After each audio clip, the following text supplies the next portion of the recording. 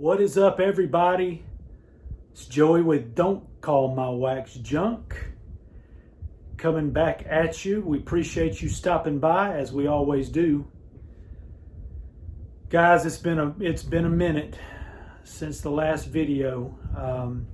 If you followed my channel, you know that I'm a school administrator, and the time has come for us to start school, and it has been a very hectic time in my life, a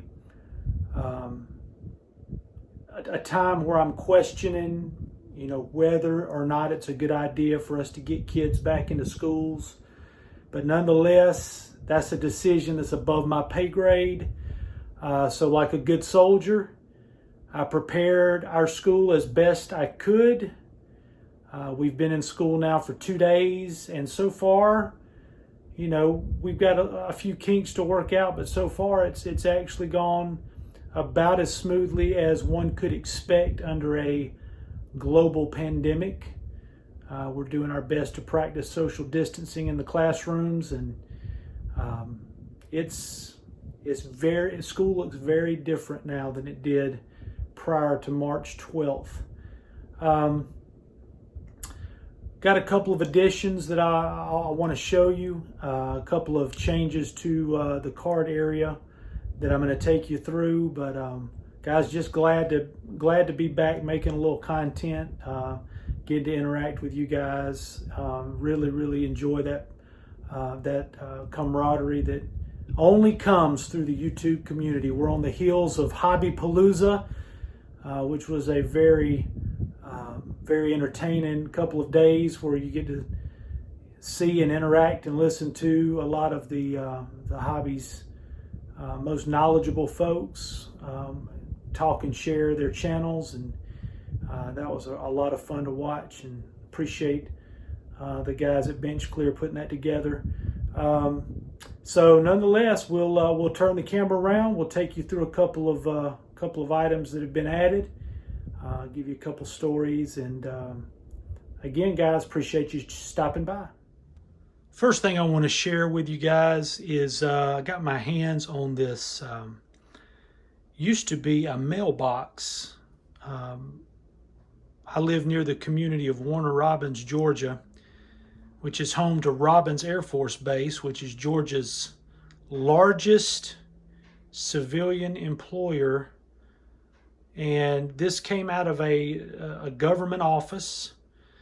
It actually is handmade. I don't know if you can see this here. I'm going to move this, slide this lamp out of the way. Handcrafted by Kenny Vance. It is really nice. And when I had a chance to get my hands on this, absolutely free of charge, I had to take advantage, because in my mind, what I wanted to do was to build some drawers to go in it and be able to put my slabbed cards in. But when I got it home, I realized, not big enough for any slabs. So I'm just going to set that down. So what I did was I took my collection, I broke it up by team, and I created team boxes. And, obviously it doesn't have a compartment for every box, but it does fit all 30 teams. As long as I have 6 of them sitting up top, I have them split up by division there. And now I've got a team box to put cards in, and I think it turned out really nice. Real happy with the idea that came out of my head. I have a good idea every now and then. So anyway, I'm happy to share that with you. Let's take a look at a few cards. Guys, picked up just a couple of cards to add to the rookie card binder here. These were all absolutely free. Didn't have to pay for any of these. Was real happy to have a buddy of mine who was clearing out some things say, hey, go through, get what you want out. First one we're going to add is this 1991 Upper Deck Final Edition Pedro Martinez. seen this in magazines and pictures of that feature his cards, his rookie cards, and real excited that this was in that box and that my buddy let me have that one for free. Beautiful card there of Pedro from 91 Upper Deck. Added a couple of Jeff Bagwell 92 rookie cards. The 92 Tops Gold Cup to go along with my 91 Tops Traded. And the 92 Fleer.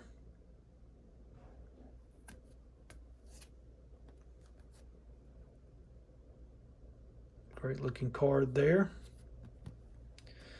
Added this 92 Pinnacle Team 2000 Jim Thome. It's an insert rookie, I guess. Good looking card there of 600 home run club member Jim Thome. The last rookie that I'm adding today, not particularly valuable as none of these cards are, but this is Topps Heritage Kyle Lewis. Kyle Lewis played college baseball at Mercer University, which is in Macon, Georgia, about 20 miles up the road from where I'm at. And Kyle Lewis has started his 2020 campaign off with a bang, playing really good baseball for the Mariners.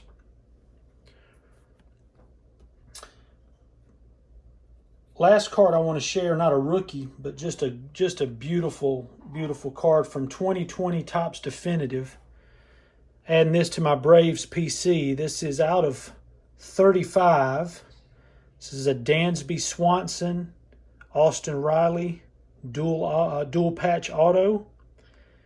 And you want to talk about someone who is absolutely on fire right now. If you aren't a Braves fan, it's worth going and looking at some highlights. Dansby Swanson looks like a completely different ball player right now, hitting up in the 380s.